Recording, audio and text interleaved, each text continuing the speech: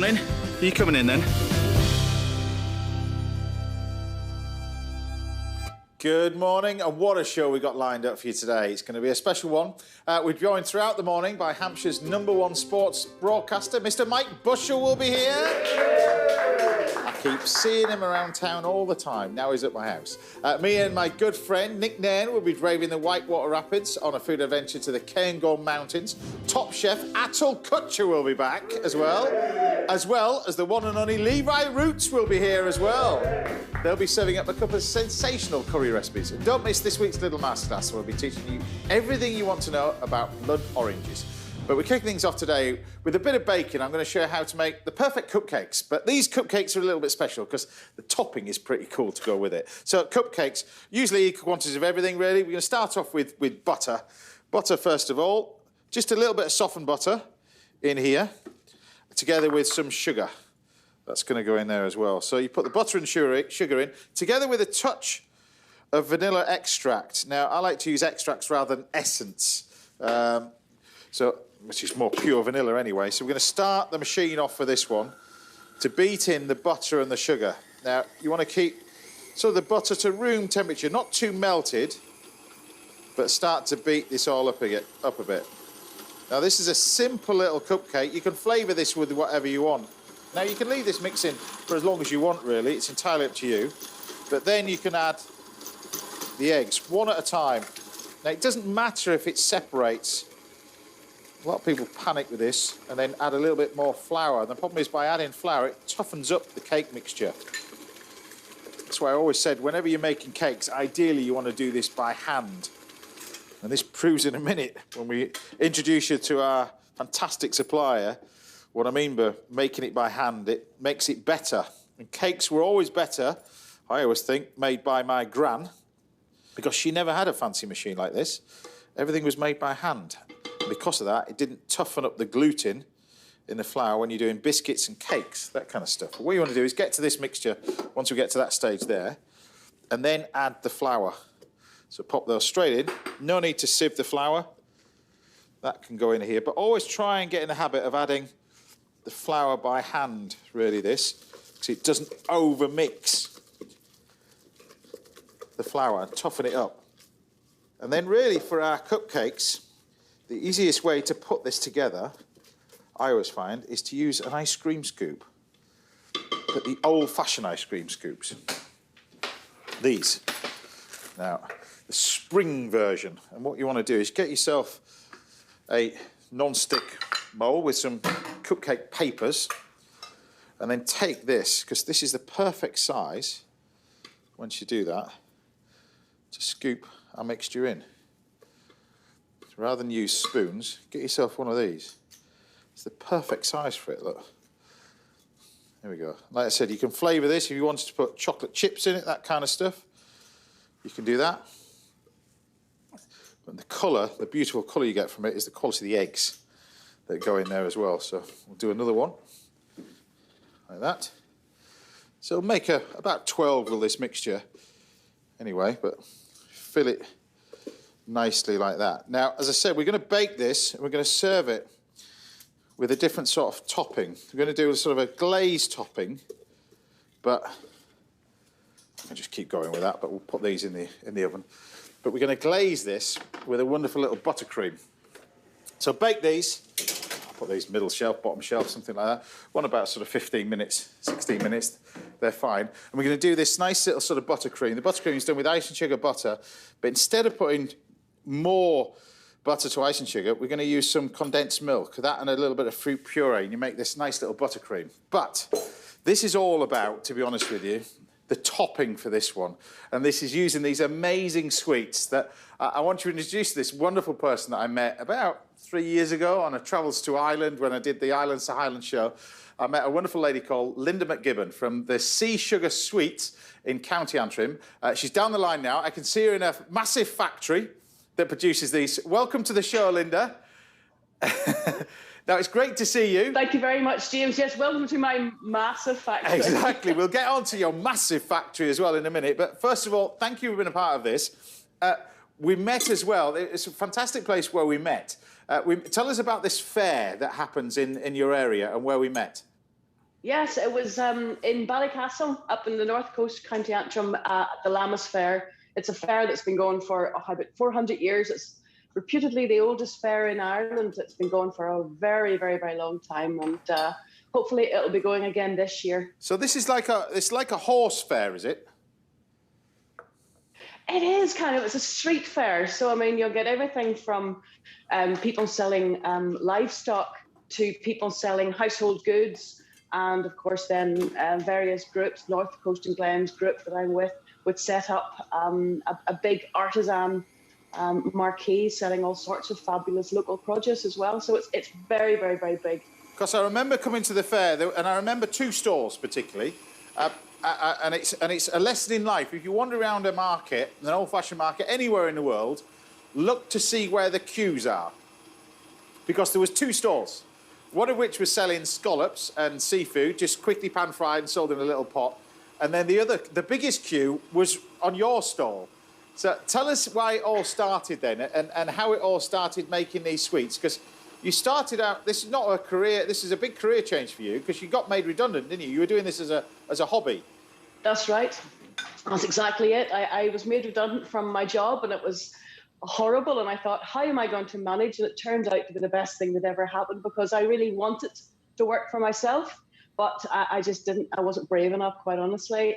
Got made redundant, and a friend said, listen, why don't you go and make sweets and sell them? Because I was always going to people's houses and bringing them a bag of fudge or a bag of toffee or whatever. And she said, why don't you set up a wee stall somewhere and make them and sell them? And I did, and I sold out. And then I found out what sold best was hard sweets, because you don't really get hard sweets made by hand. You know, you'd buy them in a bag in a big shop, but you don't really get them made by hand. So that's got a lot of conversation going, and I stuck with it. And yeah, there's 10 of a variety now to choose from, and they just keep selling great. So I stuck with it. So you're talking about that you don't get them anymore. I was talking about the old-fashioned ice cream scoops and stuff like that. But when you taste these are proper sweets. These are like the old-fashioned boil sweets that nowadays they've got other bits and pieces in it. They're not the same. So, and also in your vast factory, because you're sat in it now, this is it. How do you make them then? Because you still make it all by hand. Yeah, I do. I make it all by hand in this tiny little space. It's very small, but then I would kind of I would make quite small batches. They're not mass produced. They're all made by hand in a manageable size of about like 7 kilo batches. So that's manageable, you know. So you've got lots of different varieties, but how do you actually make the sweet then? How do you get to what we've got in front of me? Because I know you've got some on the little bench. I can see that. How do you get to that stage? Yes. How do I get to this? I'll show you that. It's basically sugar, water, glucose boiled up to a high temperature and then poured out onto a granite slab, which cools it down. Then flavours, citric acid are added, and that's it. That's the end of all the additions. A little bit of natural colour as well. I don't like to eat a sweet and then have to remind myself what flavours they're supposed to be. I just want it to shout out what the flavour is. So yeah, the rhubarb ones, there's peach and raspberry sells very, very well. It catches people's imagination. The apple, pear and ginger, my favourite, or black cherry. Oh, there's 10 flavours. Now, we're going to serve some of it on top of some of these cupcakes. I've got a buttercream here that I've made. But I thought with this, you can either crush it all up, which is amazing. You can just put them on as they are, which is also delicious. But I thought with this, you can make sort of little stain. I remember this as a kid. You used to do this with boiled sweets. You take the mixture and you blend it. So this has just got the sweets in here, and you blend it and blend it and blend it. All the work that Linda's done. Sorry about this, Linda. But you blend it like that, and it produces this sort of powder that we've got in here. Now, if you take this powder and you put it onto a tray, this is just a non-stick tray, and we just sprinkle that onto the tray like that. You don't have to be too precise with it. I remember you used to put 1 or 2 boiled sweets of this, but you can just sprinkle it all on the tray. And then what you want to do is just bake it in the oven, about 160, 170, for about 10 to 15 minutes. And it melts, and it produces this sort of stained glass effect, really, that you get in there. But you can actually use this to sprinkle over the top of the cupcakes as well, which I'm going to do. All you got to do is just bake it in the oven like this. So while this is baking in the oven, what I want you to do is tell us about, and I'm finishing off these, tell us about the famous yellow man that I've got in here, because this is what they were all queuing from at the fair. So you not only do these sweets, tell me about this sort of the yellow man, and what is this, and why does it stick to your teeth? Yellow Man is just synonymous with the Lammas Fair up in Ballycastle. It's not the sort of thing you'd get too widely across Northern Ireland. And it's a beautiful, it's somewhere in between, I'd say, like a hard toffee and butterscotch. And people get it mixed up with honeycomb. It's not honeycomb. It's nothing like honeycomb. The flavour would be most akin to butterscotch, really. But you wouldn't get butterscotch in big giant lumps that then you have to hit to break it up. And it is delicious, melt in the mouth stuff. It is. I eat far too much of it. Yeah, it is. I've ate far too much of it when I saw you last time as well. And when you get it, it comes in this bag like that. It's all sort of congealed, and you just you just give it a whack, don't you? This is what it's doing to your teeth. But you give it a whack like that, and you break it all up, and you eat what's the contents of inside. But it's first time I ever tried it when I was in Ireland, and that's what the queue was for as well. So give us a little tour around this vast factory of yours then, while I'm finishing this off. Yes, it's not big. Sure, it's not. It's about the size of a garage, really, but it's everything that I need, from packaging on one side to boiling sugar and pouring it out under the heat lamps on a big lump of granite, the way it would have been made for hundreds of years. The same idea. It's just a very traditional product. Well, Linda, it's been a pleasure talking to you, and best of luck with everything. Thank you. Thank you very much. James. Thank Thanks you. now. Well, there you have it. Now you know where it comes from. An amazing selection of sweets, and try that yellow man as well. As amazing. Probably put it on there maybe a little bit too much, but there we have the nice little sort of cupcakes. Cupcakes are a little bit different, but this is the thing. As you cool this down, it produced these sort of stained glass sort of things. And I remember when I was a kid, I used to get plasticine. I don't know whether the plasticine's still around. It's modelling clay now, isn't it, or something like that. But I used to get plasticine, mould it into little shapes, and pour this boiling sweet into the plasticine. And then it used to create these nice little sort of circles or squares or hearts, that kind of stuff, that you decorate with cakes with. But there you have it. Nice little boiled sweets from Linda in Ireland, produced in Hampshire, for you. Done. Right. Still to come, I'll be chatting to sports reporter Mike Bushell, and we've got dishes on the way from Atul, Kochhar and Levi Roots. I'm looking forward to both of those, but don't go anywhere, because after the break, I'll be taking your calls to try to answer some of your culinary questions. I'll see you in a minute. Proper.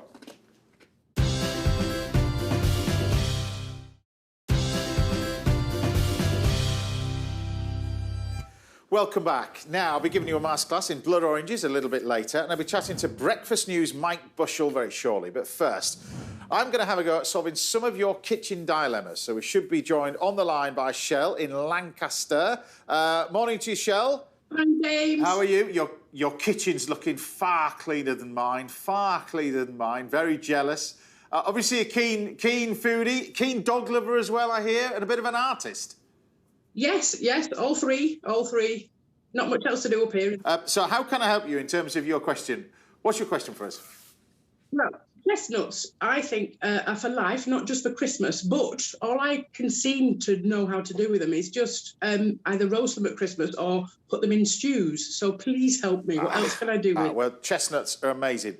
Not just great for stuffing, like you said, at Christmas. Great all year round, really, and great for a variety of different things. But one of the most classic things I'm going to show you is I'm going to make for you now. So I've got in here some chestnut liqueur, which is amazing if you can get hold of it. If you look online, you can get hold of it. But obviously, we need to have a little taste of this as well, because it'd be rude not to. Not that you can have a taste, because you haven't got any yet. But this chestnut liqueur is just incredible. So what I'm going to use this for is I'm going to use this. See, look at the dog lover. Look, he just comes wandering in right at this moment in time. Look at that. He knew you were on the line, you see. Hey, he's licking his list. Anyway, moving on. Right. Maybe not cut to that one. Anyway. Well, it's better than our cameraman doing it anyway, right? But anyway, so we're going to take our double cream. So think of this like a French-style pavlova. All right, so what we do is we take meringue, we take cream, we take chestnuts. You can use chestnuts in all manner of different desserts. I do a very similar one. There's a very, very famous cake called a gâteau au pois, which is layers of sponge. It could be chocolate, it could be chestnut sponge, layers of different types of flavoured, and you layer it with cream and different flavoured creams, cover it with like a chocolate fondant topping, draw the word au pois on it. It's fantastic. If you see that in a store, buy it. It's delicious. And it can have chestnuts in there. Sometimes it's brandy, sometimes it's different flavours, sometimes plain. But this one, think of this like I said, like a French-style pavlova. Very simple to make. So what you do is you whip up the cream. Now, at that point, we add in our chestnuts. Now, the chestnuts can come in various different guises, and we'll go through them in a minute. But this is chestnut puree. You'll probably see this, like this one. You can get it chestnut puree in a bag. You've probably seen this stuff before. That can go in the cream now, and that can be used to flavour our cream. So rather than put vanilla in that, we put chestnut puree, and we put some of this, chestnut liqueur. Now this,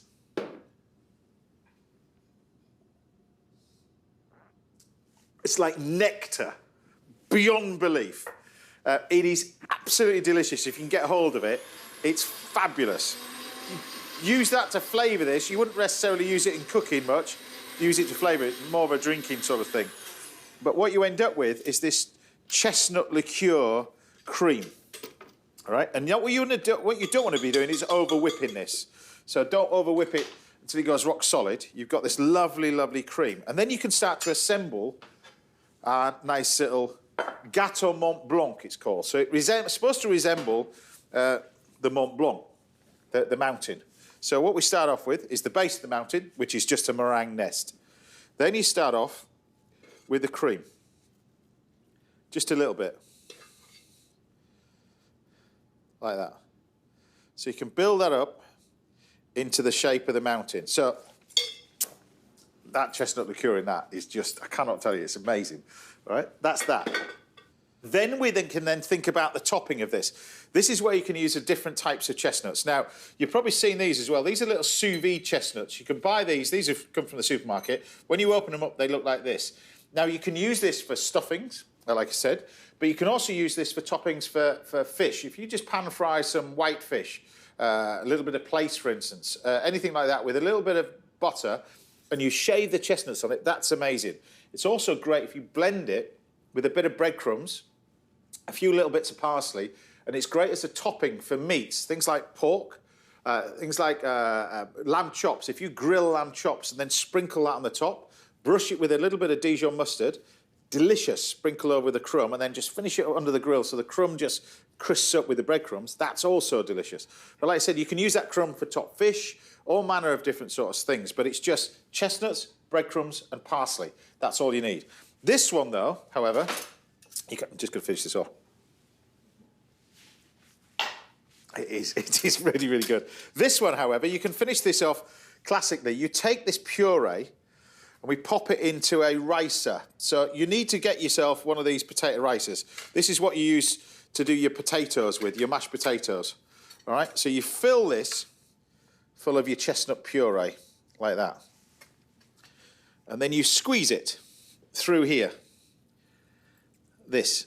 And this is what you end up topping your Mont Blanc on the top with. Wow. Now, you'll see this a lot in if you go to France, you'll see it in a lot of patisserie shops, that kind of stuff.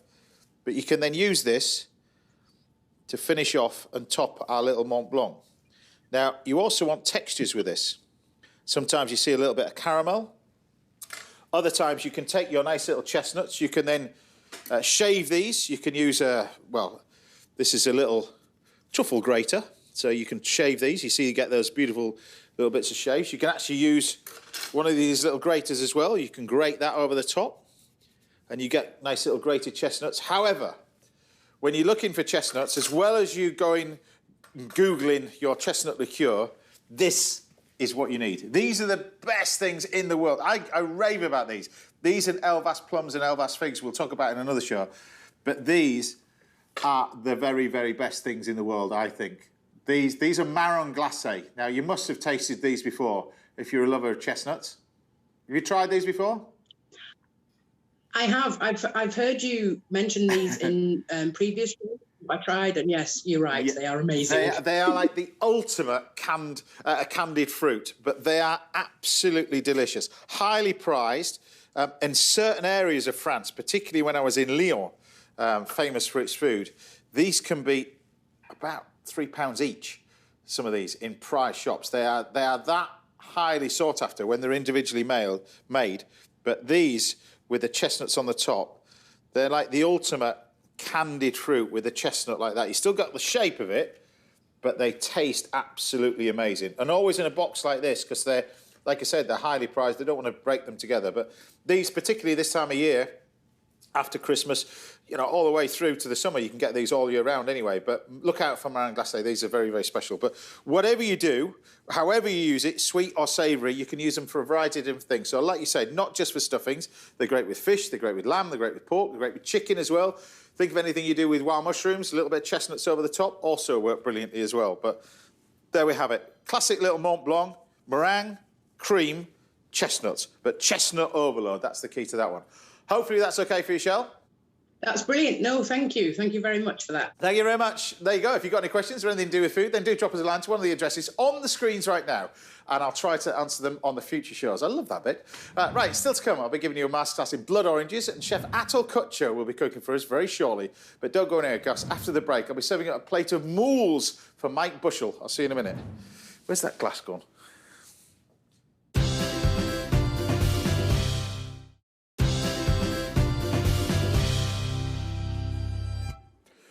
Welcome back. Now, coming up, I'll be tackling the Whitewater Rapids of the Cairngorm Mountains in this week's food adventure, and I'll be giving you a little masterclass in blood oranges. But first, I'm here with a sports presenter whose daring feats have taken him from the Commonwealth Games to the Strictly Come dance floor. He's just from a few miles away in that direction. It's Mr. Mike Bushell! Mike, it's a pleasure to have you here. Oh, this is paradise. And it's like home from home, because I usually see you in the pub. Yeah, exactly. And look at this wonderful wine. My goodness, I'm not expected to dance or take on a dangerous sport. This is the show that you'll like, because you're not expected to do anything. I just cook for it and you're going to talk about yourself. Is that all right? Yeah, I'm going to find out about you more. That's what you're going to do. So we're going to do... I was looking at your list of favourite foods, really, and that's your list of favourite sports. It's quite big. So what we're going to do with this one, I thought we'd do... pick one of the things, and mussels. So you said you wanted... If you wasn't you'd be a sea lion. Yeah, I'm half fish. Half fish. I love being in the sea. I love eating anything from the sea. Sounds pretty good to me. So we got these. These are from the River Exe. They're grade 1A mussels. They're absolutely fantastic. Beautiful mussels. They arrive like this, already cleaned anyway for you. Yeah, so no bits on them at all. Yeah, classic moule marinière. So we've got some onions, we've got some garlic, we've got a little bit of celery. You can put leek in it if you want. Bay leaf, thyme. That's the main thing. And then obviously we add some white wine, we've got some cream, we've got some parsley in at the end. So I'm going to chop all this lot up and start to sweat this down first of all to get this cooking. Now, reading about you as well, there was lots to read about you as well. But first of all, I want to mention the Yorkshire part of your life. Tell us about the Yorkshire bit of your life. Haven't we? So what it was, I was 11, living in Hertfordshire. My dad, he was a headmaster. He got a job at a new school in Harrogate. Right. So I was about to go to secondary school in Hertfordshire with all my mates. That's the posh bit, is Harrogate. Well, yeah, some of it is. Yes. No, all of it is from where I was from. Yeah. Yeah. And so that was it, 11, expecting to go to secondary school with all my mates in Hertfordshire in a lovely village called Ashwell. Suddenly we're uprooting to Yorkshire. I didn't know anybody. I was in tears, absolute floods of tears. But actually, it was one of the best things that ever happened. Moved up there, loved it. I did do a petulant teenager thing, and one time said to my dad, I'm going to run home. So what do you mean I'm going to run back to Hertfordshire? I don't like it up here. So I did, but it turned into a charity thing. So we ran with the mates 175 miles in 6 days back to Hertfordshire. Right. Okay. Just as you do. But that was fun. It turned into, as I say, a charity thing. I mean, obviously, growing up as a kid, were you sporty? The trouble is, I was. I loved sport. And being near Leeds United, being from Hertfordshire, being a Leeds fan, of course, in the 70s, being up in Harrogate meant I could go and see them, but they went down after that, so I was like the kiss of death for them, isn't it? But yeah, I always loved sport, loved running, but I wasn't that good. Apart from running, that's the only thing I could do, long-distance running. But I was so enthusiastic about it. So, and you know when they say, show me the child at 7, and I'll show the adult? Right. Looking back then, I used to do a little newspaper for all my mates. You said you used to do a little newspaper for your mates. Yeah, take a tape recorder to school to record it. I love this because you had a little business, didn't you? Yeah, well, it was a penny. Well, I know, but do you know what? I was looking through it and I was thinking, it reminds me of myself, because I had a little business doing that when I was 10 years old. It's great fun, isn't it? I used to cater for weddings and funerals.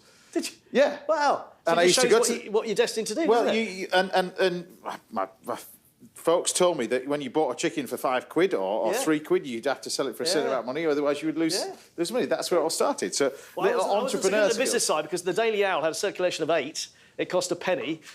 Did it on an old duplicated typewriter, but then it closed down in the end because I was giving all my Christmas presents away as prizes in the Daily Owl. Right. And Mum said, you know, we should get knocks on the door after Christmas. Can I have that Leeds United shirt? I've just wanted the Daily Owl. Well, he's just had it for Christmas. So, the Daily Owl was what it was in the end, it was kaput. But it wasn't that, and it wasn't writing. Was it? It was acting that really got you. Well, yeah, living in started, Yorkshire, where indeed I think I came to Castle Howard Radio 1 Roadshow, which again was life-changing, because I remember holding a big aardvark sign up for Mike Reed and Janice Long, and they commented it because they mentioned me on radio. That was my love for radio. But I think you were there serving. It's interesting. We were chatting about this over a pint, and literally we were chatting about this. The Radio 1 Festival was at Castle Howard. I was brought up, not at Castle Howard, I didn't live there, otherwise I wouldn't be doing this for a living. We'd join a nice estate, wouldn't I, really? But you'd be here. But do you know what I mean? And when I first started as a kid, I used to serve chips to people that used to come to these festivals. And because I drove a quad motorbike on the farm when I was a young kid, my dad said, when I was 10 years old, you need health and safety, how you get away with it now. Yeah. 30-odd thousand people out on the front lawn. Yeah. And I used to go deliver chips. I'm pretty sure I may have served you chips. I served Pavarotti, I served Jose Carreras, and I'm pretty sure I brought you chips over that period of time. I must have done. If I had a big aardvark sign for Mike Reed, it probably was me. But yeah, wonderful memories of those Radio 1 roadshows. It's amazing, wasn't it? But yeah, going back to the acting, I was a shy teenager. Suddenly, I always say to people, if you get asked to be in a play, a chance to do some drama at school, do it, because it'll give you confidence, self-belief. It could be life-changing, as it was for me. Yeah. So I didn't want to be in this play, but funny enough, it was a play called Hobson's Choice, and there was a character called Willie Mossop. It was about a small little guy who stood up to the authorities, stood up to his boss, his evil boss, and became successful for it. So I eventually agreed to be in this play. 6 months later, ended up in the National Youth Theatre, found a love for acting, found I was OK at it, and that was it. I wanted to do drama after that. Tried to become an actor, I was too hammy. So we're going to get onto that, because you travelled ended up further south. You went from... Yeah, to do drama. Yeah, you went Winchester. north to the south. So I've got in here all the veg, and the idea is you just wilt this down. Yeah. Garlic I've got in here, a little bit of leek, celery is another good one. So we've got onions in there, bay leaf and thyme, and then we just take our mussels like this. Pop them in. Absolutely, I can smell it already. So, yeah, you just pop the mussels straight in the pan. And interestingly, I think I saw you doing the garlic like I do it, because people tend to use crushers, but I hate doing that, so I just go for the chop. No, you want to chop the garlic in this one. Oh, yeah. A little bit of white wine. Oh. Like that. Touch of white wine. And then we're just going to rapidly boil this with the lid on, and I'm going to finish this off with the cream and the parsley, that kind of stuff. So that's going to cook in there. But so tell us about what brought you down south to not far away from where we are now, because you ended up working at a local newspaper. Yes, I wanted to pursue drama after school, and as it happens at the time, King Alfred's College, now Winchester University, was doing a drama, theatre and TV course. Right. I didn't get good enough A-levels to go to a big university or a big drama school as such, so it was Winchester, but I'm so glad I did. Wonderful city, and it became my home ever since. And then, after I left a university, or college as it was at the time, my friends went to form a theatre company, but I was so broke. And then this advert came up for working on the local newspaper. Right. Hampshire Chronicle, which had adverts on the front page, a wonderful traditional newspaper. To my disgrace, though, this paper had invested in me, given my big break. They send me down to Highbury College to learn journalism, law, shorthand. For 10 weeks, they send you down as part of the job, so they pay you to go. Yeah. What do I do at the end of the 10 weeks? I try and, get together with some of the other journalists and we form a rock band, don't we? So tell me about... I was going to get onto this as well, because you've got a great story, and we're going to get onto sport. We may even get on until later on, but we'll talk about that. But I'm just going to recap what we've got here. We've got my bread, which is just char grilling beautifully on here. You rub this with a little bit of garlic, but what I'm going to do with this, because we're Hampshire, and because we're where we are, I'm going to then take some watercress. The superfood. We're going to do a watercress butter to go with... So it's basically just fresh watercress. You can blanch it if you want. Yeah. But you take watercress and you just blend it. And when you say blanch it, just explain. You can blanch it. What blanching does, we'll keep the colour. Oh, so it'll become really vivid green. If you see a recipe book and it's got really, really bright green butter, it's usually blanched parsley or watercress, usually parsley. Yeah. And then they put it in ice cold water. Mm-hmm. And when they put it in ice cold water, it keeps the chlorophyll colour, the green colour. Mm-hmm. So then when you blend it, you've got this beautiful green colour. But you can do the same thing with like a green oil. It gets the same thing. So you blanch it, blend it with oil, and it's vividly green. But this one, what we're going to do is just take our butter like that, and it's just slightly softened butter, like that, and then blend it. So stick it in a blender. So keep it going, and you end up with this amazing coloured butter. Yeah. And then what we're going to do is just take it and put it on top of the toast as well. Yeah. The mussels are over here, which now we can add our cream as it starts to sort of soften it up a little bit. Oh. Touch your double cream, like that. Put the lid on, and then I've just got the parsley to go with it. So tell me about the band then, because this is a fascinating story. Toured Europe. Yeah, so... Got all the stuff nicked. Oh, yeah, I'm Amsterdam. Love this. So we started off the first year playing in East London. Right. Canning Town Festival. Got attacked by some youngsters there, but it was, yeah... Does anybody know about this in your life? Have you ever said about this? Yeah, okay, I didn't know that. It was in a little book that I did a few years ago. Because it was an influential part. I mean, we were OK, a bit like the Stranglers. Right. I was the singer because I couldn't do anything else. It wasn't like your band, I have to say, James. It wasn't up to that level, but it was. We did a couple of decent gigs in East London. Thought we'd go off around Europe. Found this old Bedford van we called Ned. Love But yeah, in Amsterdam, had these gigs lined up at universities and places around Europe. Right. Don't Push the River, the band were called, after a Van Morrison song, a lyric from a Van Morrison song. Yeah. But yeah, third night, I think it was in Amsterdam, came back. Even though the van was padlocked, virtually 90% of the stuff had gone. I had one mic left, one tiny speaker, a side hat, a snare, and an acoustic guitar. Yeah. So the pianist, because she didn't have a keyboard anymore, she went back. Right. And then it was we just ended up busking. But actually, that was great fun. So how on earth does your life story get you from that to breakfast TV? How does that work? There's a couple more steps. How do you go from there to there? A couple more steps. Well, it's life-enriching experiences, isn't it? I think it is. So came back 6 months later, having worked in France and ended up in a restaurant, busking there and also working at the restaurant. Bit of great picking. It was just two of us in the end, and we had to hitch our way back. Right. Came back, needed a job, got a job on a paper in Derby. Yeah. Didn't stay there too long. Then got a job in Windsor on another newspaper. Right. But years later, you know, when I was working with Hampshire Chronicle back in Winchester, I'd gone on a press trip to to Jersey.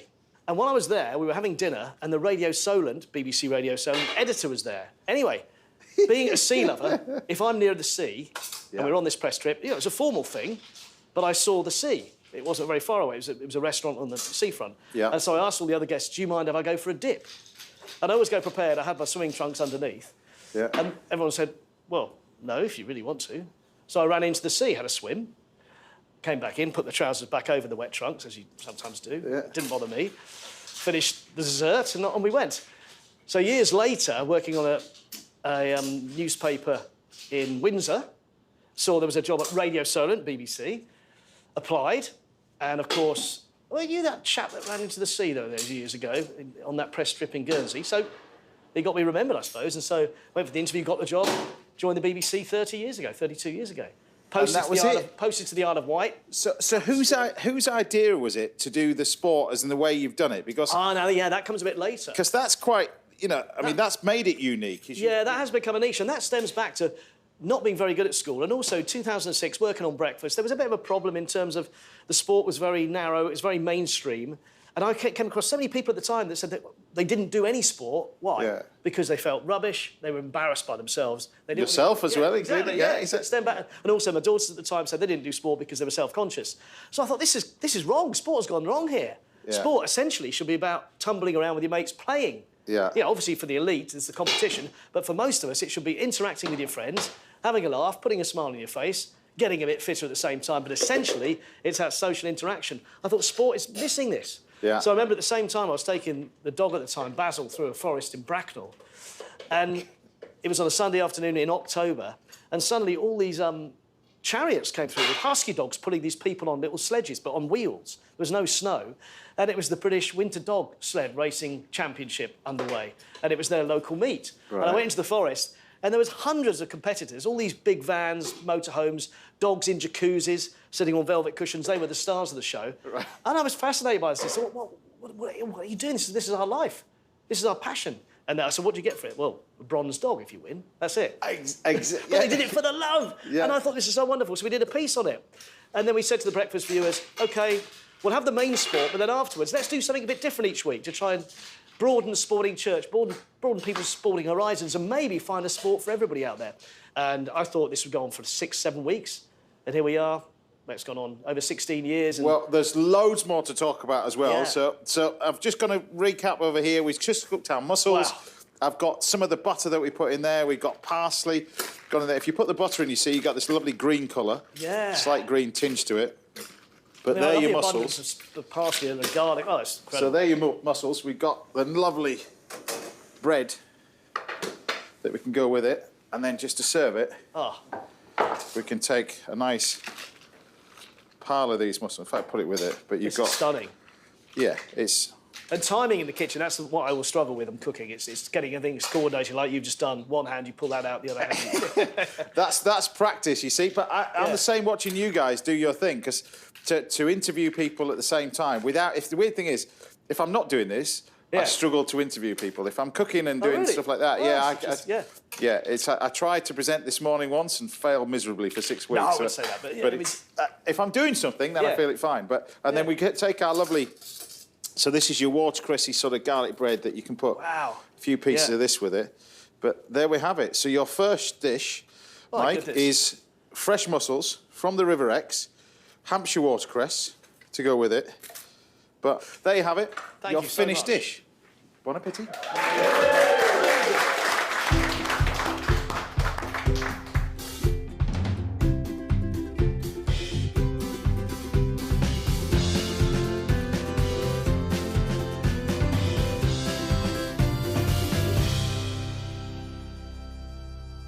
You see, Mike, normally the guests would get the bowl, but as soon as you're part seal, I'm going to give you the pan. My own pool. Oh, my goodness. Wow, look at this. You're going to have the pan, why not? Lord of the Manor. Exactly. Wow. Well, why not? But I'm just savouring the sight of it. First of all, the smell. Tell me what you think.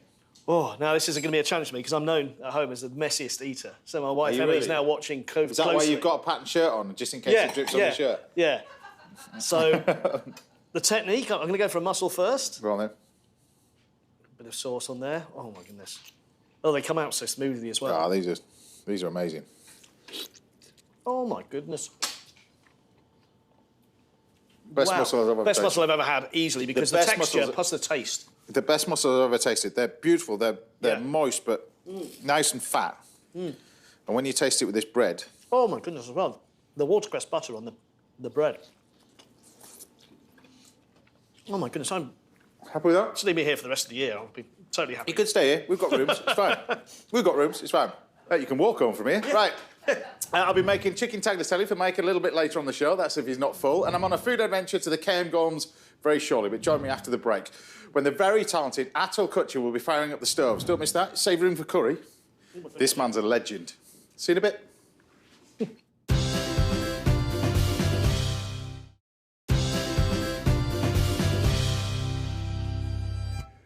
Welcome back. Now I'll be sharing some recipe ideas for blood oranges in this week's masterclass, and there's plenty more to come from my guest Mike Bushell a little bit later. But first, he's one of the hardest men I know working in hospitality, and a master of spice. It's a brilliant chef and a good friend of mine and a good friend of the show. It's the brilliant Atul Kochhar. Thank you. I've bigged you up now. Don't disappoint me. Don't bring it up. Well, I'll try my best. Bring your A game. I'll try my best. What are you going to be doing then? The highest podium I've ever been on. So we are making Swahili paneer curry. Okay? Right. Okay. So Swahili is a big language from East Africa, and a big community, Swahili community is there. A lot of Indians moved to Africa during British time with British, and they made Africa their home. So it's a kind of amalgamation of two cuisines. So they have taken flavors from Asia. There were a lot of Arab traders working in that region. Okay. So there's a bit of a spice mix going from Arabic influence. Okay. And paneer comes along with peppers, coriander, lemon, all that play comes from. So it's a beautiful fusion recipe, to be honest. Sounds pretty good. Right, what do we need first of all then? Okay, so let's get cooking. Here we go. So oil is in. And always start it. I love onions. Onions. They are the base. Yeah. They are the base. So we start with white onions or light brown British onion, brown British onions. Yeah. So we saute the onions till they are translucent this time. Yeah. And So then we'll add... why do some dishes you require to cook the onions and caramelise it and some don't? Is there So, James, long ago, people of Indian subcontinent were vegetarians. And they didn't have meat, blood, or bones to make different types of sauces. Yeah. So we used to rely on onions. We would saute onions till they were translucent to make sauces like kormas. Yeah. Light brown to make sauces like chicken tikka masala. Right. And then deep brown in color with help of black colored spices as well, garam masala, black pepper, cinnamon, clove. We get sauces, deep brown color sauces like Rogan Josh and Vindaloo. Right. So that was the reason. And this also gives the consistency and thickness. So we saute the onions till they reach just translucent phase. Yeah. While this is getting sauteed, I'll make a kind of my fusion of East African curry powder, I would call it. Okay. Red chili. Yeah. So these are the flavors which I think would inspire Arabia quite a lot. Okay. Cardamom, cinnamon, and I'll add all of turmeric. See, I've known you for years and years, in decades I've known you. And it's weird thing is, I always try and replicate the dishes. When you come to the house and I think, I'm going to do that, can I get the damn thing right?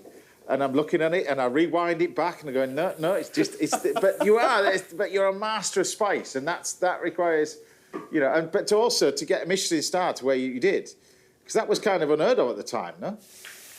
James, I wasn't looking for it. I just want to perfect my craft more and more. Yeah. And I've always said this, if I'm worthy of any accolade, it'll come. Yeah. And if I'm not, I'll keep trying because I love it the way I do it. Yeah. And when I had Michelin star, I always said, people ask me, do you fear if it goes away? And I said, look, if I'm passionate about my cooking and I keep doing the right thing, it shouldn't go away. Yeah. No, and you're right. if it happens that I change the direction because that's how I like it and Michelin doesn't like it and it goes away, so be it, because I want to enjoy what I do. Exactly, yeah. So that's how I've kept going. So do you look at, when you're looking at different restaurants now, because you last time you were here, you got one in Wembley. That's right. That's my absolute, I love that restaurant, Masalchi. Yeah. It's one of the first I've done as a casual dining space. And you've got your restaurant in central London, which, by the way, has just won best Indian restaurant in London. That's right. Kanishka. Not a bad award from the UK Curry Awards as well. Yes. And then tell us about the new one then. How does that differ? Or do you have to make them different? Or is that the plan? I always like to make different restaurants. I don't like to continue to have same name or same cuisine going through. So the new one, Mathura, was the one you're talking about, for which I got the award. And that actually takes us on a journey on the countries around India. Yeah. But one in Beaconsfield is called Rivaz, and the word Rivaz means tradition. Right. And I love my tradition. I love the way tradition grows with time as well. You have to recognize that. You have to give a nod to that. Yeah. So I said, I grew up in India with great Indian traditions. Then I moved here. Yeah. I must have crafted some of my own traditions as well. Yeah. Absorbing British ingredients, absorbing British tradition. So this restaurant would be celebrating what I have done so far. So it'll be quite a unique restaurant. So what you do? You've got mixed peppers in here now. So I've added mixed peppers, so red, yellow, and green. Yeah. And at that stage, we can add the tomatoes. Okay. Right. So these are just fresh tomatoes chopped. Fresh tomatoes chopped. Yeah. And I always use a term when I'm teaching my cooks: allow tomatoes to melt. Right. So let them slowly disintegrate in the heat. Yeah. So tell us about the new book then, because this is the brand new book. This is a brand new book full of vegetarian recipes from Jaipur to Japan. Jaipur to Japan. Yeah. So Jaipur is a beautiful city in India. Yeah. And of course Japan. So as I said, the spices have traveled world over. So I wanted to take recipes from Korea, Malaysia, Indonesia, all of Africa, Asia. Part of it is also from Americas as well. If they were using any spices, I would pick them up. Stir fries in here as well. Yeah. And Chinese curries as well. Yeah. So it's a great book. About 10 years ago, I had written a book called Curries of the World. Yeah. So it's a kind of counterpart to it. This is vegetarian curries of the world, but I called it curry every day. And I simplified it, and it's a lot of vegan food as well in there. Okay, so tomatoes are good. Yeah. Now is the time to add the spices first. Whoops, sorry. That's all right.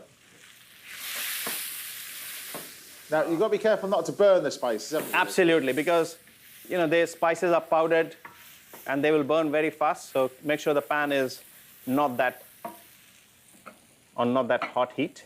Right. And paneer goes in. And of course, this year, you know, we're hopefully everything's back to some form of normality now, and people can see you all around the UK because you're heavily involved in Pub in the Park. Yes. Mr. Kerridge's Pub in the Park. Mr. Kerridge is a good friend of ours. Which is quite funny, I have to say, because there's different chefs have got the different stalls, and it's you've got sort of your marquee split into two. So you'll have Atul one side, and then you can have Stephen Terry the other side of the tent. And there's probably about 8 or 10 of these tents dotted around, about 12, 16 chefs, something like that. Approximately that. Dotted around, and they say that chefs are not competitive. Complete lie, complete lie, because they're all checking the size of Atul's queue. Round the corner, it goes round the corner into the next county. Next county. It is, but it's quite funny to watch, isn't it? Because it's an amazing thing that you do. But the volume that you do it is tremendous volume. Yeah, you know, James, I always go with you've been there a few years now. Yeah. So I always go with the simplest of street food, to be honest. Yeah. I went with samosa, I went with bread and keema. Yeah.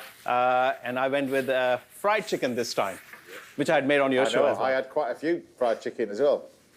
Okay, at that stage, we'll add passata or tomato puree you can add. Okay. So about 2-3 tablespoons of that. And about 2-3 tablespoons of coconut cream as well.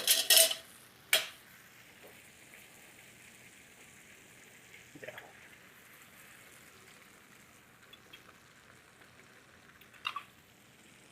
I'll take some of this. Yeah, I'll break it down. Well, otherwise, it won't give us any body. Yeah.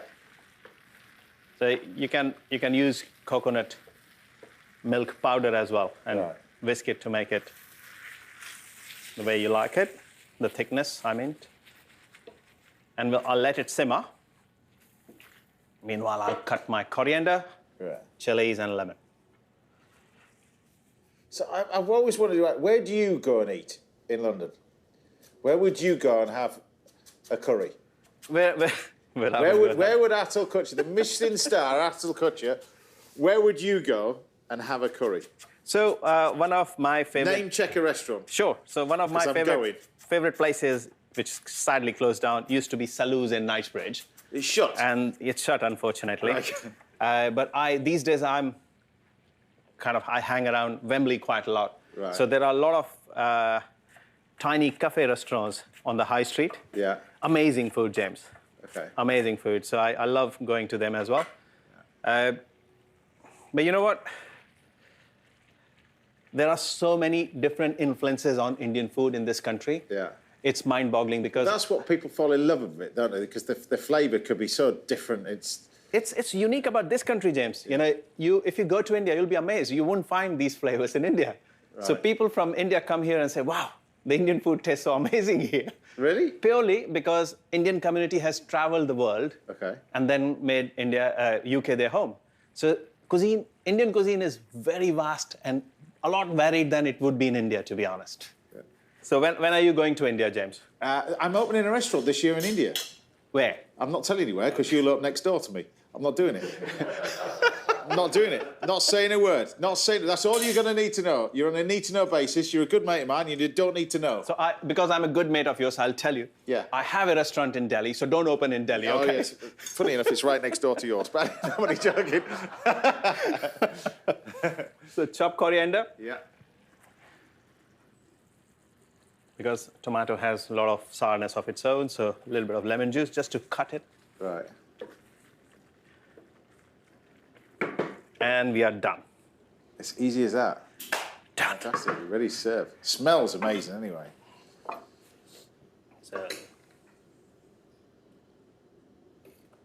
So I take it you serve this as it is? You don't need any rice with it? You don't you know, this could be one of the dishes on the dining table, to be honest, James. So I would serve it with either bread or rice. Couldn't you bother to do that? Or no, it's just... on its own also, it's not bad. You just couldn't be bothered today to do it with rice or bread? I couldn't be bothered, to be honest. So. Fair enough. Fair enough. At least you're honest. Here we go. So give us the name of this dish. Swahili paneer curry. How amazing does that look? And trust me, if you could smell it, it smells amazing too. Atul, everybody. Thank you.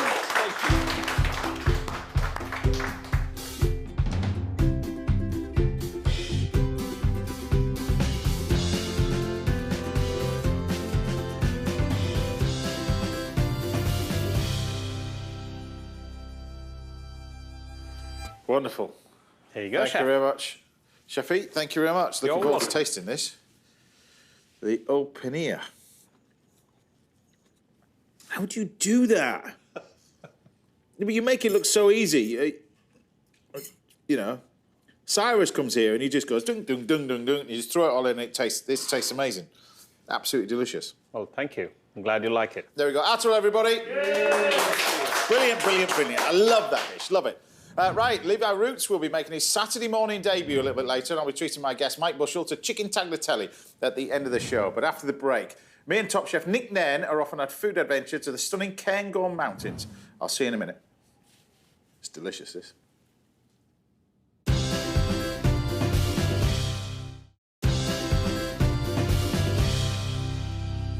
Welcome back. Now I'll be teaching you a few tricks with blood oranges in this week's masterclass, and I'll be laying on lunch for sports broadcaster Mike Bushell very shortly. But before that, I thought I'd take a look at some of the dishes you've been cooking at home, and you guys have been so busy. And first, just up the road in Tadley, we've got Janine Beckers, who was inspired to try my recipe for a quick lamb hot pot that I did. Proper comfort food, even a video to go with it. Check that out. Looked and tasted amazing, I'm sure. Well done to Willie and Sharon Larter for making this beef cannelloni while touring the south of France in their motorhome. How good is that? See, it proves you can cook anything, anywhere. Fabulous, that one, apart from in a tent, of course. You might struggle with that one. And finally, top marks goes to Russ Newton. He might struggle in a lot of places, to be honest with you, who made this stunning dish of mackerel that he caught on a boat himself in Whitby. You might struggle with that cannelloni dish on a boat in Whitby. You could give it a go. I bet you that tasted delicious, though. Look at that. Freshly caught. Right, it's time to take a look back at some of my favourite food adventures. And this week, me and my old mate Nick Nairn are putting on our wetsuits, and braving the Whitewater Rapids on a visit to the Cairngorm Mountains. Enjoy this one. I can't believe I wore that. Into the breach, dear friends. Woo. So this is the Spey, guys. Probably one of my favourite rivers in Scotland. Very, very popular for salmon fishing, whitewater rafting, canoeing, and on top of that, better than all of that, is the whiskies.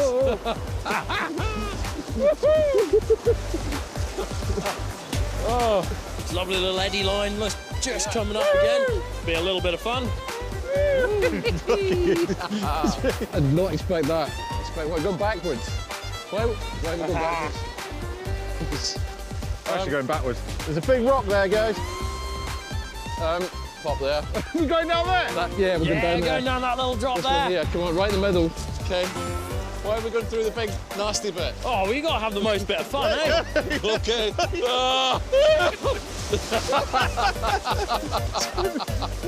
Oh, I thought we were going out there. Oh, man, it's fantastic. I don't know what I was worried about. You all right? Oh, yeah, I'm great. We're going down there? Yeah, we're going down there. Right down there. See what the big standing waves are? Here we go. We're going to go right Oh, yeah. Yeah. Good. Oh. Cool, so we just gently paddle forward there. Okay. James, are you glad you're up the front? Yeah, yeah. A little bit of white I'm getting drenched here. Whoa, whoa, whoa, whoa. Yeah, we're gonna... Ow, where are we going? Where are we going? Forward. Oh. And relax. Oh, that was fantastic. Oh, I don't know what I was worried about. Nicely done. Unfortunately, we've got one last final challenge, though. We've got to get the boat back up the steps. I think I've broken James. I can't get out. Just leave me here. Now, back to the safety of dry land and my final dish in this glorious landscape with the mountains behind me.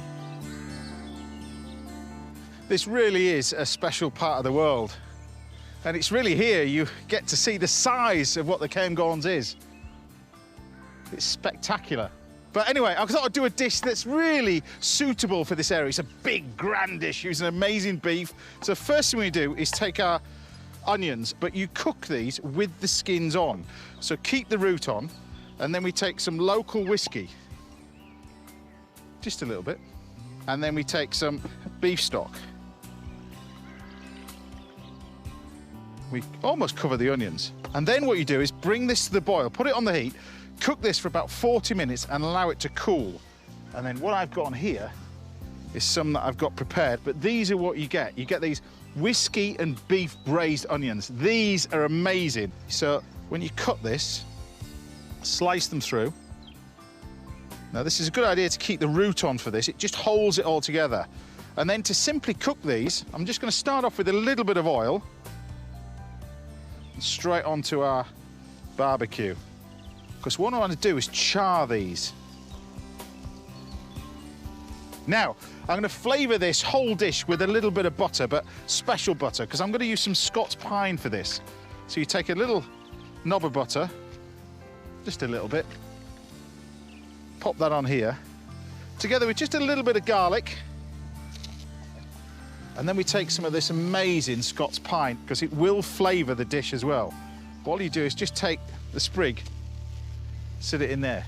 This is the centrepiece of this dish, really, and that's our beef. And I've got some amazing rump steak. And when you get beef really good, and you get really good beef, let's face it, in Scotland, wherever you are, you have to use a bit of beef that generally isn't used that much. This is a rump steak. Now, it's the cheapest of the lot, but definitely the best flavour. Now, this is called shorthorn, this is from. And then I take this beautiful bit of beef, look at that, and cut it a decent thickness. Try not to, it's not a minute steak, this. We are in Scotland, you know. You have it proper like that. A bit like when I took the crew out for fish and chips last night. Deep fried pizza, one of them had. Deep fried pizza! I thought it was a Scottish myth, to be honest. Look, that's what we want, look. That's what you're aiming for. Charred, they're not burnt. Just charred. Now, I'm going to take my steak, so season it up.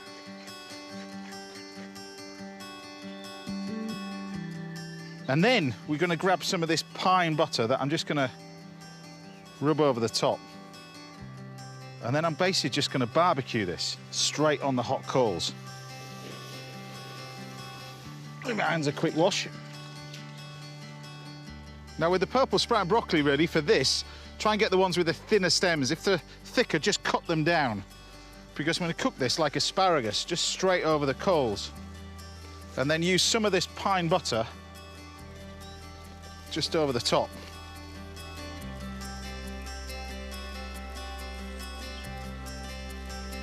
Look. See, this is about ready. Look. How quickly it takes to cook. Look. Just this, lift this off. And then our steak. Just look at this. Oh, life is good. Now, the key to cooking a steak is to let it rest, particularly with a rump steak. However long you've been cooking it for, be it sort of 6-8 minutes, leave that for the same amount of time to rest, really. And just pop the mustard into the pan. And a little bit of this English mustard, just a little bit. So we can then take a bit more whiskey, because it'd be rude not to. You can flambe if you wish. Get rid of the alcohol. And then this is the key to it. You use that liquor that we've cooked the onions, just a little bit of the liquor in there. And what I'm going to do is reduce this down by half, and at the same time add a touch of double cream just to stabilise it. It's a simple little mustard sauce. Little knob of butter, until it's ready. Bit of salt and pepper over the top. And then we're going to simply plate it. So grab your steak. Take all these nice little bits of char-grilled broccoli. And then with these, this is where we open them all out. We get a bit chefy, like that. And you take your sauce, look. We serve this with our steak. I love dishes like this. I really, really do. So there you have it, my local rump steak with a nice whiskey and mustard sauce, nice char-grilled onions and a bit of broccoli. Right, well, it'd be rude to eat this all on my own, so come on then. Oh, man. I spotted you. I've been hanging out. Just look at that. It smells fantastic. It looks fantastic, but come on. I want to taste this. It is. What is it about rump steak, though, for chefs? It's so much more tastier, don't you think? Pick it off because I think it's going to be a little bit tough. But, oh, man, that flavour. The barbecue flavour on that is just stunning. That is worthy of the setting, James Martin. And I don't say that lightly. You enjoyed today, though, didn't you, really? Yeah, I did. It was nervous, whitewater rafting. Yes. Oh, but it was actually really, really good fun. And yeah, what a spectacular place. I have to say, to have this on your doorstep, you're a very lucky chap because it is spectacular. Cheers. Cheers, mate. It's a great place.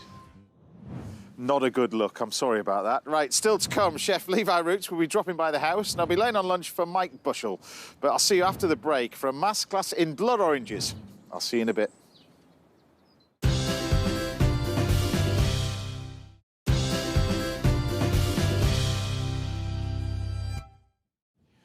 Welcome back. Now I'll be rustling up a chicken tagliatelle for my guest Mike Bushell a little bit later, and Chef Levi Roots will be joining me in the kitchen very shortly. But first, it's time for this week's little masterclass. And this week's masterclass is all about the underused fruit that's bang in season at this moment, and it's the brilliant blood oranges. Now, these are the blood oranges. Well, I've got a selection of different citrus over here, which I'll go through now. We've got, starting off, we've got obviously your lemons, your limes, your pink grapefruits, that kind of stuff, your satsumas, mandarins, that kind of things. But the blood oranges that I've got here, there's three main varieties of this one.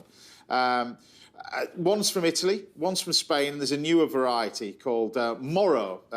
And they range in different sort of colours, from darkest to lightest. Usually, the season goes from December all the way through to about May. And each time of that sort of season, there's different varieties from different countries. So the Spanish ones will be the later ones, and then the earlier ones will be the Italian, and the Moro, the newer variety as well. But what do you do with them? So they're brilliant for sort of a variety of different things, sweet or savoury. I'm going to do a sort of a modern version of sort of jelly and ice cream with this, which I absolutely love with blood oranges. But you can use classic dishes like a Maltese. A Maltese goes brilliantly with just a little bit of steamed asparagus, something like that, or a little bit of salmon, pan-fried. It's a fantastic combination.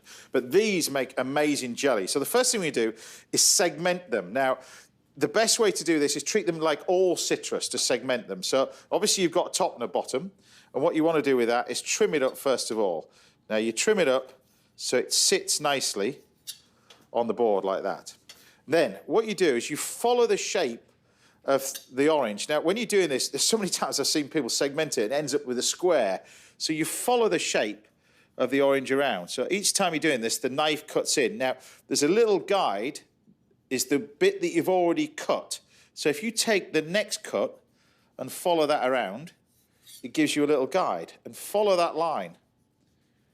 You can see I'm doing that as I'm going around. So you keep going around again, like that, and we keep going around. And you're following that line that you've made from the cut before. And if you do that, your orange will stay the same shape as what it always should be, and not a square orange when you finish with it, or a square lemon. But you follow this around. Now, the reason for this is you don't want to waste anything on blood oranges because this flesh in here is so precious. And then we just trim off the little bit of pith that we've got on there, which is fine, like that. And then you can use that to flavour all manner of different sort of things, marinades and things like that. But for our jelly, I'm just going to put my gelatine in here, just allow that to soak nicely. I'm going to use leaf gelatine for this, as opposed to powdered gelatines. This is really the the stuff that you can buy in the supermarkets nowadays, I'd advise you to go for this rather than the powdered gelatine. And also, if you've got an old cookbook and you're looking at old cookbooks and recipes, leaf gelatine has got half the size of what it used to be. So leaf gelatine used to be like this in the supermarket now. Now it's half the size because of space on shelves, I'm assuming, that kind of stuff. But what you want to do is just adapt the recipe slightly. So follow the instructions at the back of the packet, how much gelatine you need to set a jelly or a liquid. So to segment these, first of all, to make this jelly, now, when you've removed all the white stuff, doesn't matter about this sort of bits and pieces, any bits that are left over, that's fine. You've got little lines in here. Now, what you do is you take your little knife and you cut to the left and to the right of each line, and then it just pops out. So you go to the right-hand side of the one that you've just done, fold that over, cut in again, segment comes out. So you go in again, right-hand side of that line, left-hand side of that line, and it pops out. So you just cut that through, and the segments come out, and you keep doing that all the way through. So this is whether you're doing a lime, lemon, that kind of stuff. The only one where it varies is what I've got in front of us, which you'll get to in a minute. These are called finger limes. You'll get these in sort of Asian supermarkets. They're amazing, these things, if you can find them. I'll show you those in a second. But you just pop these out. So each line gives you a little guide as you're doing this. Fold it over. It's much easier. Once you've done one, like that, fold that over, and then go in again, like that. So once you've done that, fold it over and go around. Take your time when you do this, really. There you go. And then one more. There's two more in here. Right at the end. There we go. And then one last one we've got in here. So do this over a bowl. It keeps the nice juice that we've got in there. Give it a squeeze. There we go. Keep this because that's for my compost heap. I'll go on there. And then what we want is plenty of juice. So you keep doing that until you've got enough juice. So to make this jelly, what you want to do really is you want to keep the acidity of the jelly. So what you don't want to be doing is boiling this. If you boil it too much, it'll kill all the flavour from it as well. So what you want to do is take a little bit of this jelly. So take about a third of the liquid, and then we can sweeten this up with sugar. Now, the different types of blood oranges are different types and different amounts of sugar you can add to it as well, and different sweeteners. Some people add a little bit of, well, you can put even a little bit of fruit sugar in there if you wanted to. But just what you want to do with this is just warm it up slightly. And as you warm it up, you can whisk in this sugar so it starts to dissolve. Now, all you're doing is warming this up, because what you want to do now is then add our gelatine. The gelatine's been in cold water. You can see when it's gone in cold water, it goes like this. I always look at this as if when I was a young kid, you used to get that sort of Scarface stuff. Do you remember the stuff you used to put on there? Mum, I've just burnt my hand, and you put this on it. I think this is what it was. But you take this and you pop it into the pan and you stir it.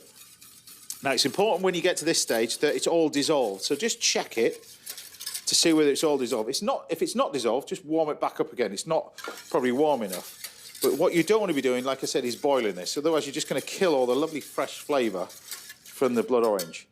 Then what you do is you pour that remainder of the blood orange juice on the top. So this is full of flavour, this one. And then we can take our moulds. So our moulds I've got in here, you can buy these on the internet, these are little Savron moulds, really. You can mould it in any different sort of shape mould. You can do glasses, cups, whatever you wanted to, really, with this one. But we're going to take our moulds like that and fill them up. Now, you can, if you wanted to, take some of the segments and pop them in here as well. Some of the blood orange segments. But you keep going like this, all the way up. So fill each one. Like that. Probably got enough here for all of them. Perfect. Now, if you worry about the little bubbles, this is where you go to a hardware shop and get yourself one of these, because this gets rid of all the bubbles, and it's a good tip. It's a chefy little tip for if you've got anything like lemon tarts baking in the oven as well, and you've got that sort of foamy bubbles on the top. You take this. I'll show you on this one. Watch what happens. Gone. Another one. Gone. Gone. Now you've got no bubbles on it. But it's just a little chefy tip from a pastry chef. Rather than tapping the dish and all that kind of stuff, blowtorch gets rid of all the little bubbles over the top, like that. So once we've got to that stage, pop it in the fridge. And I've got some that have been in here. So these want to go in for about an hour, something like that, to set, and you've got your nice little jellies. Now, the thing about this, like I said, is the gelatin.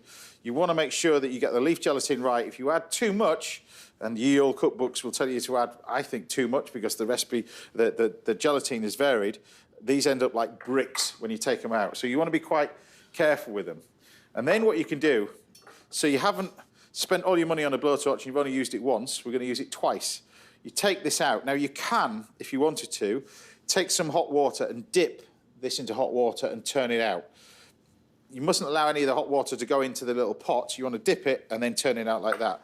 Having said that, you've got one of these, so use it. We then just heat this up.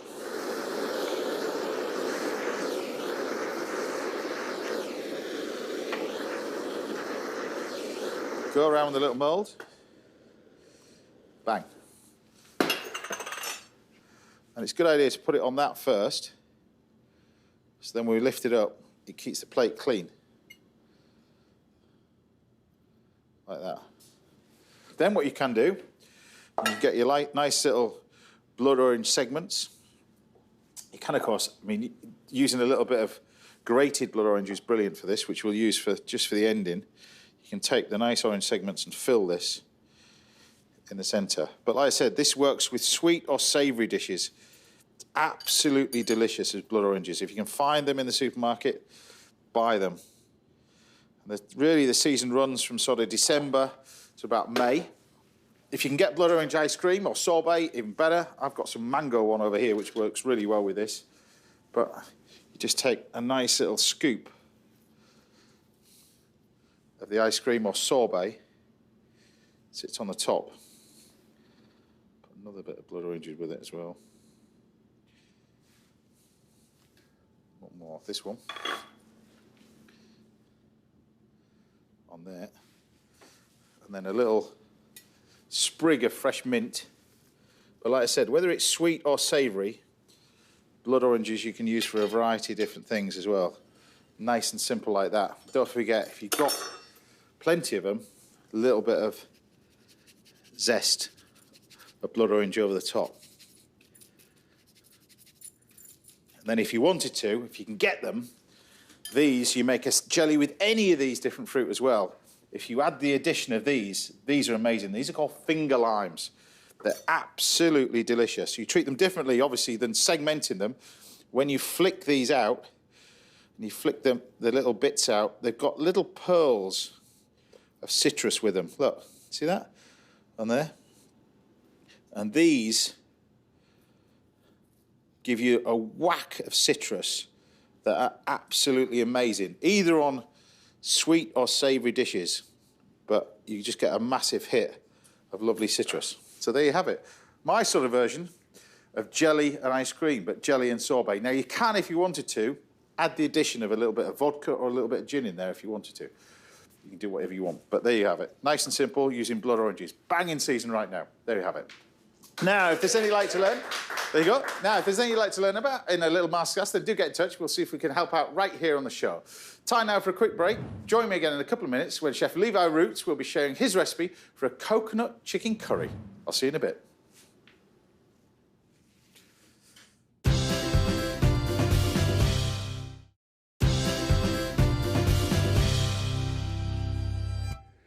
Welcome back. Now, I'll be cooking lunch for Mike Bushell very shortly, but first I'm here in the kitchen with a chef, a musician, a writer, a businessman who has changed the way we think about Caribbean food. He's doing it right now. It's the fabulous Levi Roots! Yeah. Big love for you today in the house. Big respect in every aspect, you know. It's a pleasure to have you here. It really is. Thank you so much, man. Big fan. Yeah. So first of all, what are you going to be making for us? Because this smells amazing. You know, James, I brought my A game. Yeah. For you, my A game for you. Okay, I've brought one of these dishes from the Caribbean that I say is one of the most beautiful dishes. It uses all the tools of the Caribbean that we use in food. Absolutely amazing. But I think the key thing about this spice mix that I'm going to show you how to make now, because you're always going to have a star of the show. And the star of this show is the spice mix that you make. It's a one-pot dish, and one-pot dish is quite easy to make. But when you've got something special in there, it just absolutely makes everything about it. And it's the spice mix that I'm going to show you how to make now. So let's go in with it. Okay. Mustard seed in first. Coriander powder in. Turmeric, which is really healthy. I love turmeric. Absolutely fantastic. And then we're going to go with our Scotch bonnet, which I've deseeded and just using, because I don't know how you are with the heat there, James, man. I'm saving it. But that's... Well, if you're going to invite me around, don't tell me to be using ordinary chilies. It's got to be Scotch bonnet. You can do what the hell you want. It doesn't matter. It goes. And I've got some bit of salt in here, a bit of rock salt. I'm going to chuck that in, just to help the bind. So while you're mixing this then, yes. What came first, the music or the food? Because you were, was it right, you were nominated for a Mobo? I was. And in the 90s, was that? That's at 98. 98, and I'll never forget that, because Mobo is where the fans vote for you. You know, it's not the record companies bigging you up and telling you that, well done, you sold lots of records for us. Yeah. You know, this is the fans just saying to you, thank you for a great job that you did. And the fans were saying to me, you know, Levi, you're okay, we like what you do. And I was very proud of the Mobo. It's absolutely amazing. I know you want to get your chicken on, so we'll get chicken. Okay, so that's the spice mix, which is done here now. That's just ready to go, and we just leave that here. Okay. So first thing that we're going to do, a season of the chicken, I'm going to brown it, but I've got some of that done a bit here earlier on. That's already browned here. So I'm just going to lift up the pot. Lid here is nice and hot. Yeah. The first thing I'm going to put in is a bit of some onions. Yeah.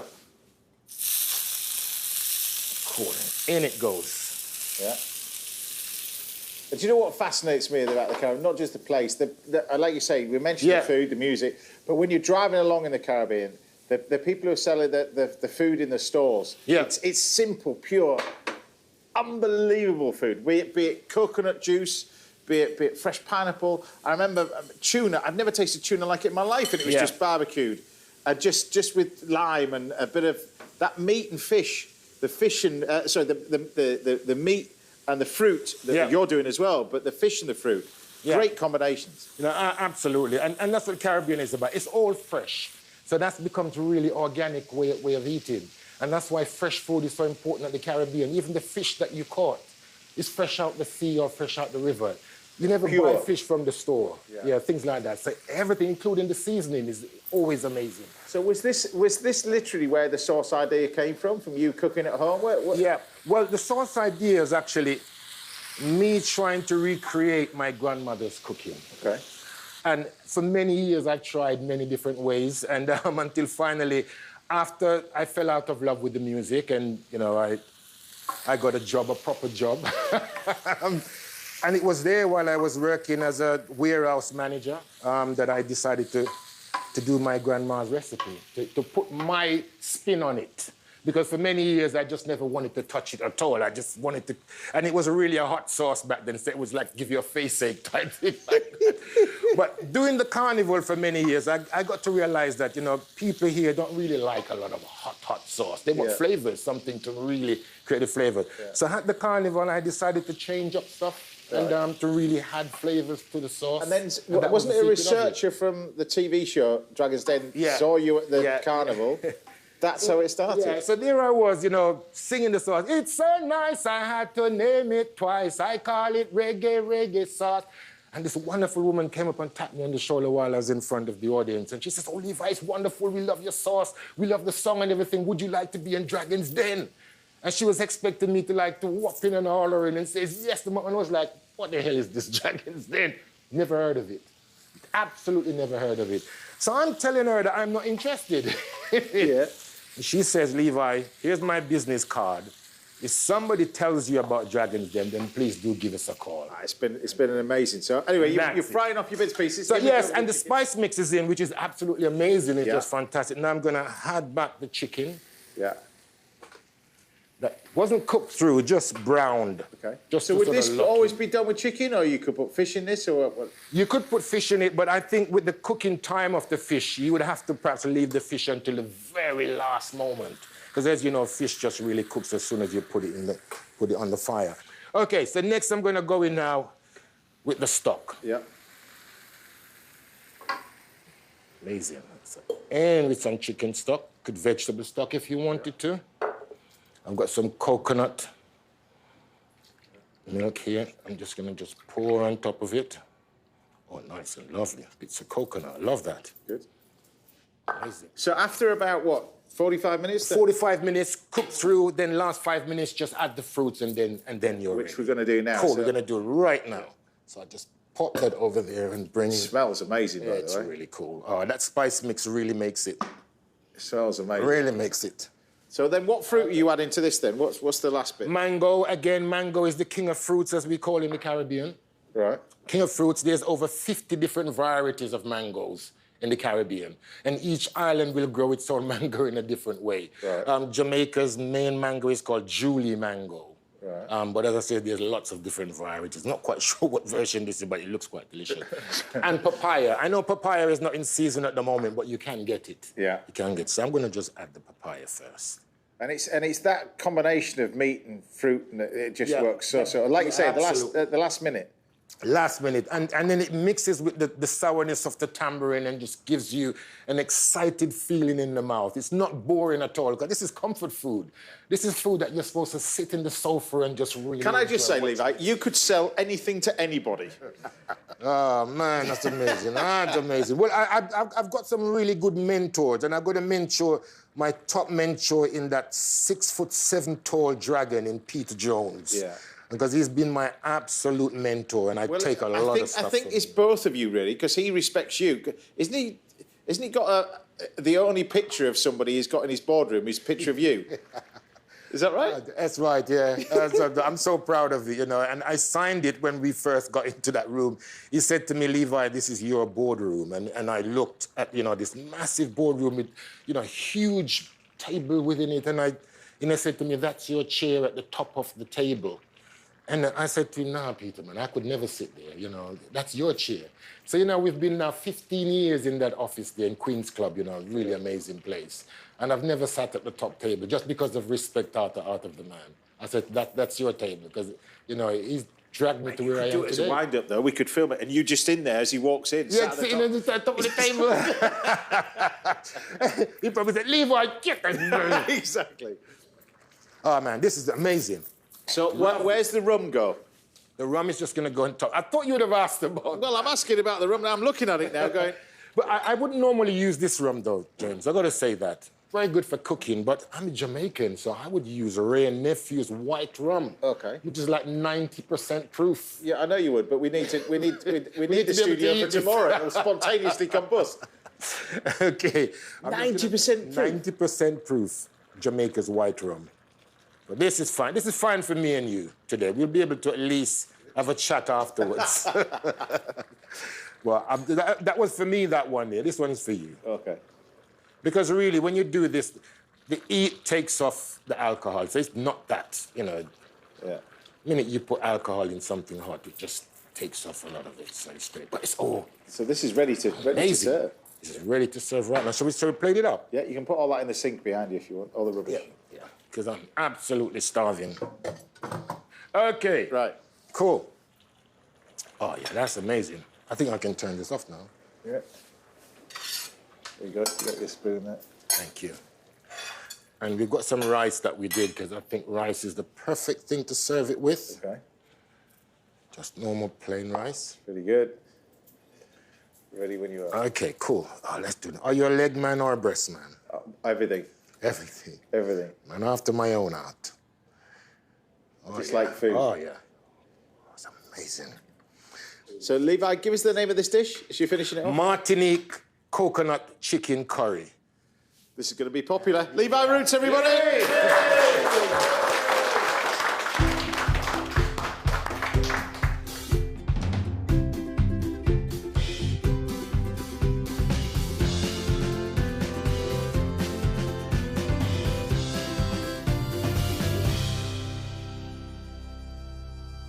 Right, I'm looking forward to this. Can I have a taste? Oh, well, James, man, I don't know how I'm going to taste that pepper that you just put on the top.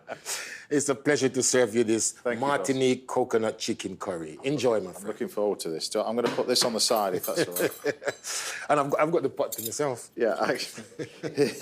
Sounds good to me. Oh, man. Yeah. Let's have a look at this, then. The chicken's really tender. Oh, yeah.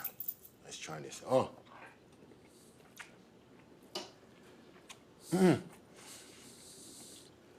It's good, isn't it? Absolutely. Comfort food. Get a bit of mango. That is delicious. Oh. Well, best of luck in everything you're doing. And you must come back. Will you come back? Absolutely. Anytime. You're welcome anytime. We'll get better rum for you next time you come back as well. Great nephew. Levi Roots, everybody. Brilliant. How brilliant was that? Right, time for a quick break, but join me again. If you're still hungry, I'll be back in a couple of minutes. I'll be treating to Mike Bushell to a chicken tagliatelle. I'll see you in a bit.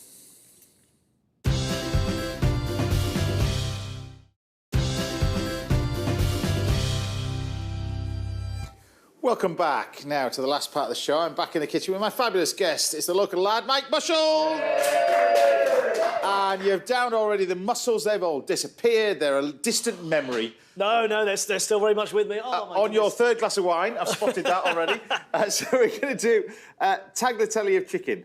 First thing, I'm going to show you a little bit of butchery, French trim chicken breast. This is to make the chicken look nicer on the plate. So what you want to do is you want to trim it all up. They call it French trimming stuff, which means to show or expose the bone, so clean the bone of it. You take the knife and you cut around the bone and you expose the bone like that. I never knew that was a thing. Yes, well, this is a classic thing. So this makes a chicken breast from 5 quid to 25 quid. You take the bone, using a different knife, whack, you clean the bone. But you can see it still flop to one side. So what you do, underneath, there's a little knuckle. If you trim that little knuckle off, the bone sticks vertically, like that. Oh. So we're just going to cook this nice and simply. I'm going to cook this with a little bit of butter, a little bit of tarragon, and we're going to pan fry that. And I thought I'd just serve this with nice little homemade bits of tagliatelle. Get rid of that. And then what we can do is get the butter in the pan. We'll pop the chicken in, skin side down, and cook that nicely with a little bit of salt and pepper. And then remove all this lot out of the way, because we're done with that lot. That's right. You can take that home as a little goodie bag as well if you wanted to. Salt and pepper into the chicken, that's that one. And we're going to do this with a nice little sauce. So the sauce, we've got some shallots, we've got some garlic, I've got a little bit of stock over here, Madeira, cream, and mushrooms. So I'm going to get that on last, but we're going to take you on a journey of a little pasta, first of all. So I've made this pasta. This is 00 flour and semolina flour, eggs or egg yolks. The colour comes from the egg yolks, of course, when you're doing this, but I've made this, and you want to start rolling this out first of all. We're going to use a machine for this, but if you start rolling it out first, it'll make it go through the machine a lot easier. Yeah. You don't want to make it too wet, and if you make it too wet, it gets stuck into in the roller. So a little bit of tarragon, which is another great flavour with chicken. That can go in there, but you can put things like garlic in here as well. Nice bit of colour on the chicken, like that. Probably do that one. Probably roast them flat side down and then pop them straight in the oven. This is going to take about 12 minutes to cook. So on with the pasta. Nice and simple. We're just going to put this through a pasta machine at different stages. The rollers go wider first. Oh, I see. So it stretches it. Sometimes it'll start to stretch the pasta too much. So what you want to do is just fold that over again. Yeah. Just roll it out again. This is, remember, when you were at the swim baths. They don't have these anymore. They have proper dryers, don't they? Oh, do you remember your swim trunks when you used to be swim baths? You're a swimmer. I still do it. Do you remember that? Do they still have those? Well, they dried out, don't they? Yeah. They wring them out, don't they? It was a mangle, wasn't it? That's what it was called? Yeah. And they used to put them through really small, and your buckles used to get wrecked on your fancy shorts. I'm old enough for that, definitely. Exactly. And we bring this down into different stages. My goodness. So you get it thinner and thinner and thinner as you go. I feel such a Luddite. I don't think I've ever seen a pasta machine. It's terrible, isn't it? I can see you leaving here and Googling it. Yeah. You're going to be annoying your wife when you get home. You say, we need to buy a machine. We need to... But you see, you get thinner and thinner. Look at that. It's work of art. It's not like making a carpet or something, isn't it? No, your pasta gets nice and thin as you go. And every time you do it, you get thinner and thinner, you see? How thin is that now? That's incredible. And I'm scared. I think no, this is when you use. So you would use this to make ravioli. Yeah, yeah. All that kind of stuff. Tortellini. Yeah, yeah. You just cut it into shapes, fill it, and then mould it. So once you get to that stage, it's like a scarf. You got your own. Well, exactly. You see, mate. Yeah, there you go. Pasta scarf. And then we've got a nice little bit of pasta. So if you wanted to do your ravioli, you'd fill it, fill it, cut it. Yeah. But with this one, of course, we can then swap this like that. You slice it on there. So we swap this. These are the little sort of tagliatelle bits. Put that on there. Start the machine up again. That's my Christmas present for next year. That's your sorted, is it? And then what you want to do is get a tray, and then this is just semolina flour. Oh, I see. And you'll see this if you go to a delicatessens in Italy, you'll see piles of pasta. Yeah. Done exactly the same way. I'm destroying the myth of this, really, but there you go. Incredible. So you just let it fall through. Yeah. It's very therapeutic, isn't it? Oh, I could watch it all day. What do you say the main benefits are of the homemade pasta? Well, speed, taste. Well, I'll taste it later, won't it? Taste-wise, this is going to cook in about 15 seconds. 15 seconds? Yeah, in the summer, in lockdown, I turned this place into a pasta-making shop for the village, because pasta, you couldn't buy it anywhere. No. So I made about 2,000 kilos of this. And I made it in here with the machine, music playing, locked away on your own. You know where you were locked away and you couldn't do anything? Yeah. I was making pasta in here. So you can take your nice incredible. little bit.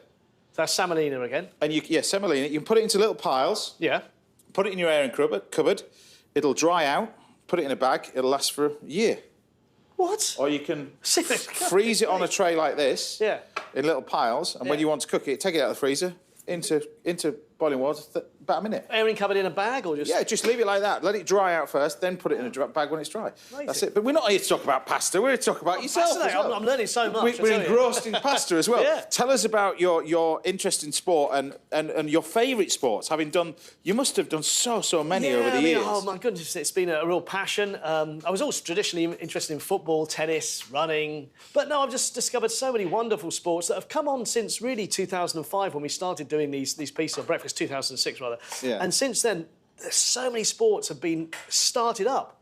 I'm thinking of things like VX, which was originally rocket ball, chook ball, there's ultimate frisbee. Ball? What's chook ball? Chook ball was invented by a Swiss doctor because he wanted to minimise contact. So you have mixed teams, and there's a net at either end. You bounce the ball up onto the net, and you can score at both ends. And the idea is you can't let it touch the floor. So it's a bit like the old game you used to play with a tennis ball or a football. So it doesn't involve a racket, it's all done by hand? Yeah, hand. Okay. And it's great because you get both teams at either end, tactical, trying to defend and attack. So that was a great one, and there's no contact. Right. So many of these sports, though, have come up over the last 15 years, and they can change lives. Look at what happened in the Welsh town of Clonaughted Wells. You're just encyclopedia on this. I love this. On unusual sports. But Clonaughted Wells in mid-Wales was an area of quite a bad depression in the early 80s, late 70s, a lot of unemployment. They sat around the pub. They came up with the horse versus man contest. So every year now there's a race between horses and athletes over 22 miles. The horse usually wins, unless it's very warm and hot. Yeah. And then they came up with the Bog Snorkelling World Championships. And they were making £6 million a year for this town a few years ago when I went to film there. And it just shows how much just an unusual sport had transformed this small Welsh town. And you're putting it on the world map. And, well, not only me, but this was the thing that got me. It was 2012. I remember being on a London Underground, and there was a map saying, the London Olympics, welcome to the UK. And they had a map of the UK and had status symbols for various parts of the country. They had Stonehenge, they had Hadrian's Wall, they had Big Ben, I think it was in London. The one symbol they had chosen for Wales was a bog snorkeler. Moving on, we've got our chicken over here. Now, if you're wondering why that sort of 2 chicken has suddenly become 3, these were already in here, because I've got the other 2 chicken in here. It's like Blue Peter. No, there is 2 chickens. Oh, there's 2 chickens still in there. They're still in there. So these are going to be cooked. We just leave these to rest now. This is the pasta, the pasta sauce. The late, great Carluccio, who was here on my very, very first Saturday show. Yeah. The Carluccio was here, and it was an absolute legend of the food world. Yeah. But he said pasta water needs to taste of the sea. Oh, OK, so salt is in... Yeah, so salt is the key to it, right? So this is usual sort of pasta water. Yeah. But it's this. Oh, wow. It's got to taste of the sea. Because that makes it taste... Now, I can't replicate the Amalfi Coast. Not even with CGI in here I could replicate the Amalfi Coast. But the idea is that it tastes of salt water. Yeah. And then what you do with the pasta, you then take your pasta and cook it in that, and already you get this amazing bit of flavour. Yeah. But this is going to go into here. It wants about 30 seconds. Is that all? That's my... Well, it's fresh, you see, because it's so quick. Yeah. And 30 seconds is all it's going to take. And then we're going to finish it off and cook it in the sauce. So you've got your nice little bit, you can see. So I guess it's the same as when I do a prawn linguine even. Yeah. That's very quick as well, isn't it? Yeah, but obviously you made the pasta so fresh. If it's going to dry, it'd probably take double the amount of time. Yeah. About 45 seconds. 2 minutes rather than 30 yeah, seconds. 45 seconds even, once you dried it. Look how so fresh pasta like that, we take it out. Yeah. Pop it in the sauce, keeping some of the pasta water in case we need it, because we can pop that into our sauce again. And then we continue cooking this and continue to cook the pasta in the sauce, like that. Just a little bit of that. We finish off cooking in there, and then we can just serve it. Wow. And then you've got your lovely fresh pasta. Look at that. Look at it, you're getting space ready. Absolutely. I like it. It's got the space set up ready. And I mean, it's hard to beat the mussels, but that looks as if it could definitely rival it. I think this might be a little bit close. Yeah. That's that. And then you've challenged me with another messy dish, haven't you? Well, I've challenged you. Yeah, it's actually your wife called me before you got here and said make sure he properly messes up your shirt. So we've got a nice little bit of chicken which you roll around in that. Oh, okay. And that's and then we can just take slices. Slices, yeah. Of the chicken. Yeah. And then it can sit. Wow. On top of your fresh pasta, like that. But there you have it. That is beautiful. Mike Bushell, it's been a pleasure having you here at the house all morning.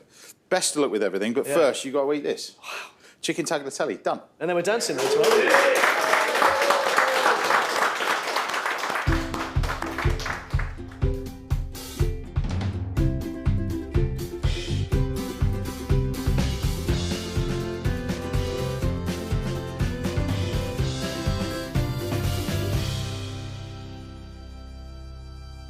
Bon appetit. Wow. I don't know whether this is the next course or the course after the next course or where are we? This looks absolutely incredible. So, tell me what you think of the pasta. Because you were intrigued about that.